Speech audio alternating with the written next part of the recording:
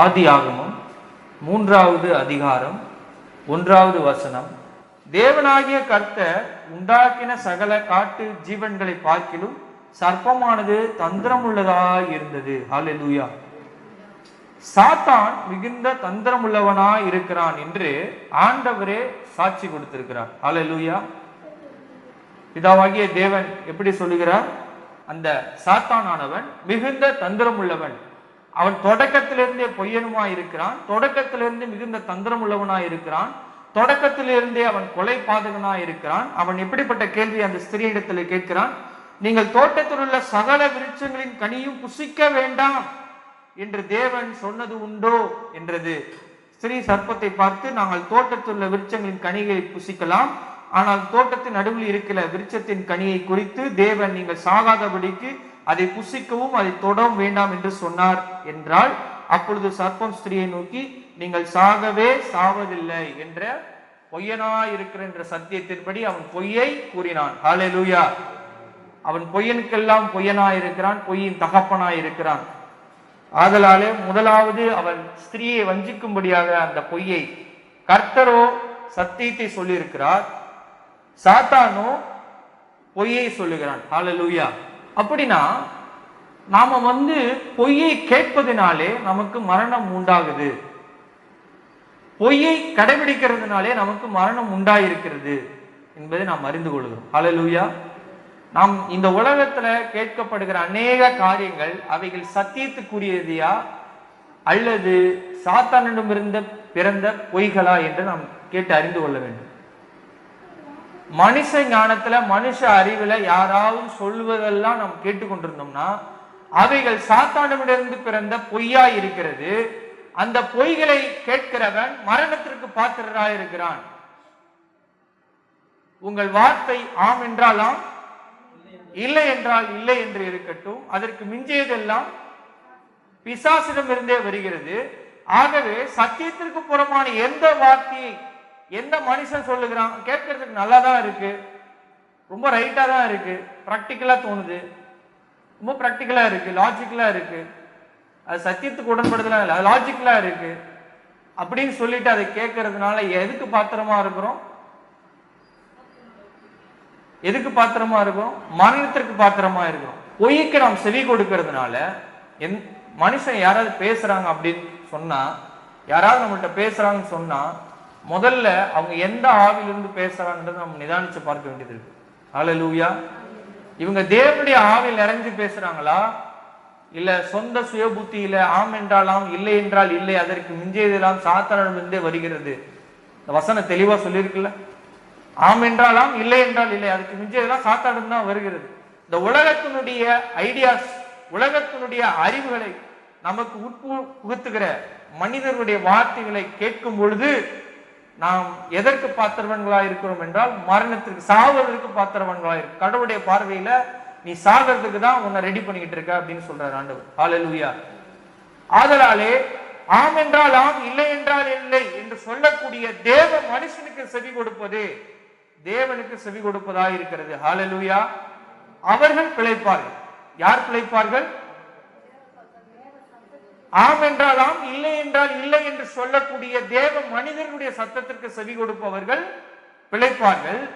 ஆம் என்றால் ஆம், இல்லை என்றால் இல்லை, அதற்கு மிஞ்சி பேசக்கூடிய எந்த மனுஷனுக்கு செவி கொடுப்பவனும் மரணத்திற்கு செவி கொடுத்து மரணத்திற்கு பாத்திரா இருக்கிறான். நாம் மரணத்திற்கு பாத்திரவான்களா இல்ல ஜீவனுக்கு பாத்திரவான்களா என்று சோதித்து அறிந்து கொள்வோம். இதுவரையே நான் மனுஷனுடைய வார்த்தைகளுக்கு நான் செவி கொடுத்திருக்கேன் அப்படின்னா கை உயர்த்துங்க. ஏதோ ஒரு விதத்துல நான் செவி கொடுத்திருக்கேன், என்ன அறியாமலே நான் செவி கொடுத்திருக்கேன் அப்படின்னா கையை உயர்த்துங்க. உண்மையை ஒத்துக்கொள்றதுல கஷ்டமா இருக்கா? ஏதோ ஒரு விதத்துல செவி கொடுக்காம இருந்திருக்கோம். யாராவது சொல்லும் போது அப்படியே நம்பிட்டு கரெக்ட் தான் அப்படின்னு செவி கொடுத்தது இல்லையா? அவ்வளவு சாரான்றீங்களா? செய்யறோம் செய்யல, செவி கொடுத்திருக்கோமா இல்லையான்னு கேட்டா அது ஒரு நிமிடம் நம்மை கடந்து போகும்படியாக அந்த மரணத்தின் வார்த்தைகள், அது ஞானமும் உலகத்தினுடைய அறிவும் உலகத்தினுடைய பொக்கிஷம் இருந்த வார்த்தைகளை போன்று இருக்கும். பேசும் பொழுது ரொம்ப லாஜிக்கலா, ரொம்ப பிராக்டிக்கலா, இந்த உலக வாழ்க்கைக்கு ஏதுவானதாக தேவை உள்ளதாக அப்படியே இருக்கும். கேட்கும் பொழுது ஒரு டாக்டர் பேசுறதே அப்படிதான் நான் சொல்லுவேன். நம்மள பயமுத்துற காரியம் போல ஒரு டாக்டர் பேசினா கூட அது சாத்தானே பேசுவதாக இருக்கும். ஏன்னா ஆண்டவர்கிட்ட போனா ஆண்டவர் ஒரு காலமும் இது உனக்கு நோய், நீ செத்துரு அப்படின்னு ஆண்டவர் நோயை குறித்து என்னைக்கு சொன்னதே இல்லை. செத்து போனவனை கூட்டு வந்தா கூட அவர் உயிர்ப்பித்து அனுப்பிச்சு விடுவார். வெளிப்பாடு 12ஆம் அதிகாரம் 9ஆம் வசனத்தை படிப்போம். உலகம் அனைத்தையும் மோசம் போக்குகிற பிசாசு என்றும் சாத்தான் என்றும் சொல்லப்பட்ட அந்த பழைய பாம்பு. இப்ப கொஞ்ச நேரத்துக்கு முன்னாடிதான் ஆதியாகமம் 3ஆம் அதிகாரம் 1ஆம் வசனத்துல அந்த பழைய பாம்பு, அப்ப அது புதிய பாம்பா இருந்துச்சு. பழைய பாட்டுல படிக்கும் போது அது புதிய பாம்பு. இப்ப வெளிப்பாடு புதிய உடன்படிக்கைக்கு வந்ததுனால அது பழைய பாம்பு. ஏன்னா ரொம்ப காலமா இருக்கிறான் அப்படின்றதுக்காக சொல்லப்படுது. அப்ப அவன் எவ்வளவு பெரிய தந்திரமுள்ளவனா இருப்பான்னு பாத்துக்கோங்க. நம்மளுடைய எக்ஸ்பீரியன்ஸ் எல்லாம் எப்படி, உங்க எல்லாருக்கும் எவ்வளவு அனுபவம் இருக்கு, எத்தனை ஆண்டு அனுபவம் இருக்கு அப்படின்னு கேட்டா சொல்லுங்க. எத்தனை ஆண்டு அனுபவம் இருக்கு? உனக்கு ஒரு 70 ஆண்டு அனுபவம் இருக்கா? 50 ஆண்டு அனுபவம், 50 ஆண்டு அனுபவம் இருக்கு. அவன் அந்த சொல்லப்பட்ட பழைய பாம்புக்கு எத்தனை ஆயிரம் ஆண்டுகள் அவனுக்கு அனுபவம் இருக்கு பாருங்க. மோசம் போக்குறதுல வல்லவன். அல்லேலூயா. அப்ப அவனை எதிர்த்து நிக்கணும்னா கொஞ்சமாவது ஞானம் தேவையில்ல நமக்கு. அப்படிப்பட்ட பழைய பாம்பு பல காலமா இருக்கிறான், தொடக்கத்திலிருந்து இருக்கிறான், அந்த ஏதேன் தோட்டத்திலிருந்து இருக்கிறான். அந்த பழைய பாம்பு படிக்கும்போது ரொம்ப சந்தோஷப்பட்டான்ல, அவன் பழைய பாம்பு தான், பழசுதான், அடிச்சிடலாம். அப்ப அவனுக்கு எவ்வளவு அனுபவம் இருக்கும் பாருங்க மோசம் போக்குறதுல. அப்ப எப்படி சொல்லப்பட்டிருக்கு அந்த 9ஆவது வசனம், உலகம் அனைத்தையும் மோசம் போக்குகிற பிசாசு என்றும் சாத்தான் என்றும் சொல்லப்பட்ட பழைய பாம்பாகிய பெரிய வலு சர்ப்பம். அல்லேலூயா. பெரிய வலு சர்ப்பம். அவன் சாதாரண ஆள் இல்ல, அவன் மோசம் போக்குற கில்லாடி, தந்திரக்காரன். அப்படிப்பட்டவனை எதிர்த்து நிற்கிறதுக்கு கொஞ்சமாவது நமக்கு ஞானம் தேவை. அல்லேலூயா. இயேசு கிறிஸ்து சிலுவையில மரிச்சிட்டார், சாத்தானை வெல்லும்படியாக எனக்கு வல்லமை கொடுத்து விட்டார். அவ்வளவுதானா? அவ்வளவுதானா? நானே வானத்திலிருந்து இறங்கி வந்த ஜீவ அப்பம், என்னுடைய வார்த்தைகள் உங்களுக்கு ஜீவ தண்ணீரா இருக்கும். அப்பத்தின் தண்ணீரை முன்னாடி வச்சுட்டா போதுமா? உங்க கையில சாப்பாடு இருக்குது, பிரியாணி இருக்குது, சாப்பாடு இருக்கு, தண்ணீர் இருக்கு, அவ்வளவுதான். இனிமே எனக்கு பசிக்காது அப்படின்னு சொல்ல முடியுமா யாராவது? அதை சாப்பிட்டாதான் பசி தீருமே ஒழிய அதை பெற்றுக்கொண்டேன் என்பதற்காக பசியெல்லாம் தீராது. அல்லேலூயா. அதே போல இந்த வலு சர்ப்பம் தந்திரம் உள்ளவன் என்று ஆதி ஆகமத்திலிருந்து திருவெளிப்பாடு வரை அவனை குறித்து தெள்ள தெளிவாய் சொல்லப்பட்டிருக்கிறது. நமக்கோ இயேசு கிறிஸ்துவை பற்றி அறிந்திருக்கிறோம் என்பது மாத்திரம் போதாது. ஹல்லேலூயா. நான் இயேசு கிறிஸ்துவை பற்றி அறிந்திருக்கிறேன், இயேசு கிறிஸ்து எனக்காய் சிலுவையில் என்ன செய்தார் என்பதை அறிந்து கொண்டிருக்கிறேன், அவரை நான் விசுவாசிக்கிறேன் என்று வாயிலே சொல்வது மாத்திரம் போதாது. உங்கள் நாவுகளோ என்னை துதிக்கிறது, உங்கள் இருதயமோ எனக்கு தூரமா இருக்கிறது என்ற ஆண்டவர் இஸ்ரவேலரை குறித்து அவர் வெட்கப்படுகிறார். அல்லேலூயா. இஸ்ரவேல் ஜனங்கள் தங்கள் நாவுகளாலே தேவன் ஸ்தோத்தரிக்கப்படத்தக்கவர், தேவன் நல்லவர், தேவன் வல்லவர் என்று நாவினாலே அவர்கள் அறிக்கை பண்ணுகிறவர்களா இருக்கிறார்கள். அவர்கள் இருதயத்திலே வேறு சிலைகள் நாட்டப்பட்டிருக்கிறதுனாலே ஆண்டவர்களை அருவருக்கிறார். அல்லேலூயா. இது அவர்களுக்கு மாத்திரமல்ல, இது நமக்கும் பொருந்தும். அல்லேலூயா. ஆகையினாலே சாத்தானுடைய தந்திரங்களை நாம் என்னவாக அறிந்து கொண்டிருக்கிறோம்? சாத்தானுடைய தந்திரங்களை குறித்து நமக்கு என்ன தெரியும்? சாத்தான், நான் ஜெயித்துட்டேன், ஆனா சாத்தானுடைய தந்திரத்தை பத்தி எனக்கு தெரியாது. சாத்தானுடைய தந்திரத்துல ஒவ்வொரு நாளும் நாம் பீடிக்கப்பட்டு நாம் தோற்று கொண்டு இருக்கிறோம். ஆனா அதை பத்தி எனக்கு கவலை இல்லை, ஆனா நான் சாத்தானை ஜெயித்துட்டேன், அது மட்டும் போதும். அப்படி சொல்றது இருக்குல்ல, அதுதான் நம்மளை மோசம் போக்குன ஒரு இடத்துல நம்ம வைத்திருக்கிறோம். அவனுக்கே தெரியுது, அவன் வாயிலே சொல்லிக்கிட்டு இருப்பான் என்னை ஜெயிச்சுட்டானே, ஆனா என்னுடைய தந்திரங்கள் ஒவ்வொன்றையும் அவன் சிக்கி சின்னாபனமாக்கி இருக்கான், அவனுக்கே தெரியாது. அன்று இயேசு சொல்ற, நான் உங்களுக்கு சொல்லுகிறேன், எல்லோருக்கும் சொல்லுகிறேன், விழிப்பாயிருங்கள். ஹல்லேலூயா. நான் சிலுவையை ஜெயித்ததுனாலே நீங்கள் விழிப்பாய் இருக்க தேவையில்லை, நான் பார்த்துக் கொள்ளுவேன் அப்படின்னு ஆண்டு சொல்லவே இல்லை. இறுதி வரை நிலைத்திருப்பவனே ரட்சிக்கப்படுவான். நான் உங்களுக்கு சொல்லுகிறேன், எல்லோருக்கும் சொல்லுகிறேன், விழிப்பாயிருங்கள். முதல்ல இங்க நிற்கிறவர்களை மறந்து நான் தேவனுடைய சந்நிதியிலே நிற்கிறேன், என் அப்பாவுடைய பார்வையில நிக்கிறேன், நான் ஒரு குழந்தை, என் அப்பா என்னை பார்த்துக்கிட்டு இருக்கிற, நான் போகும்பொழுது வரும்பொழுது எல்லா இடத்துலயும் என் அப்பா என் கூட இருக்கிறாரு, என் அந்தரங்கத்திலேயே அப்பா இருக்கிறாரு. நான் எந்த இடத்துல இருந்தாலும் என் அப்பா என்னை பார்த்து என் கூடவே இருக்கிறாரு, எனக்குள்ள வாசமா இருக்கிறாரு. என் அப்பாவுக்கு தான் நான் பதில் சொல்லுவேன். என் அப்பாவுக்கு நான் பதில் சொல்ல நான் கடமைப்பட்டிருக்கிறேன். என் அப்பா என்னை பார்த்து என்னை கேள்வி கேட்பாரு. நாளைக்கு நியாய சங்கத்துல என்னை கேள்வி கேட்பாரு, நீ என்ன பண்ணிக்கிட்டு இருந்த?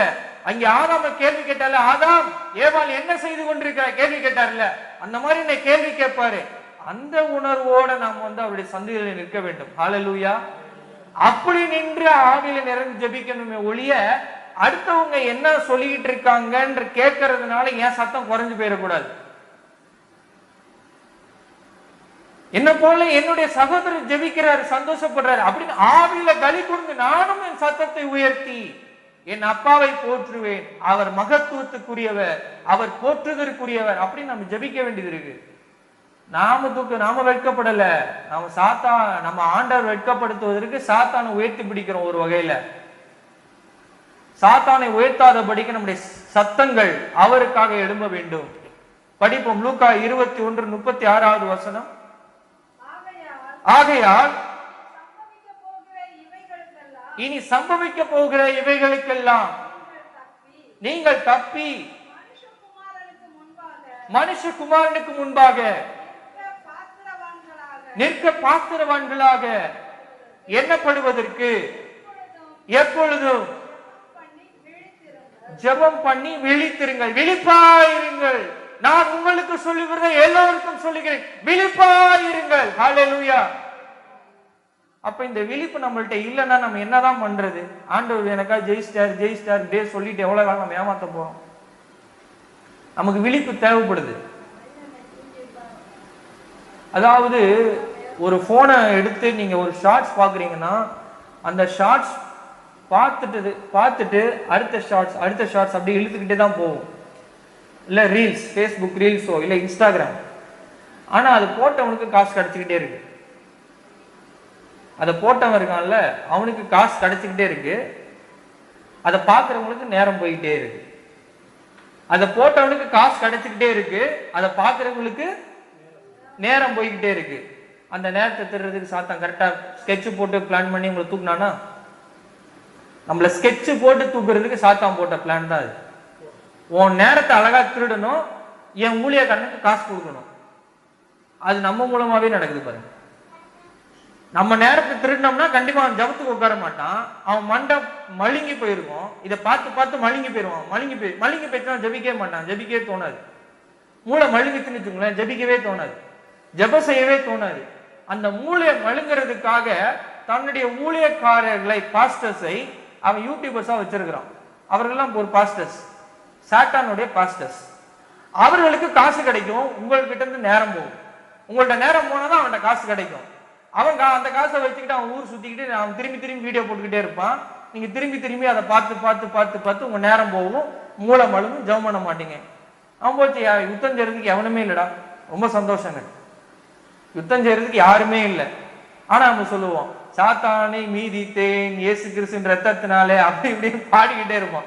ஆண்டவர் சொல்றாரு, இவர்கள் நாவோ என்னை நோக்கி நல்லா ஜபிக்கிறது துதிக்கிறது, இருதயமும் தூரமா இருக்குது, நான் என்ன செய்யப்பா, நான் சிந்தின ரத்தம் எல்லாம் இவனுங்க வாயிலே என்னை வச்சு ரொம்ப கடுப்பேத்துறானுங்க. அப்படிதான் ஆண்டவர் கோவப்படுவாரு.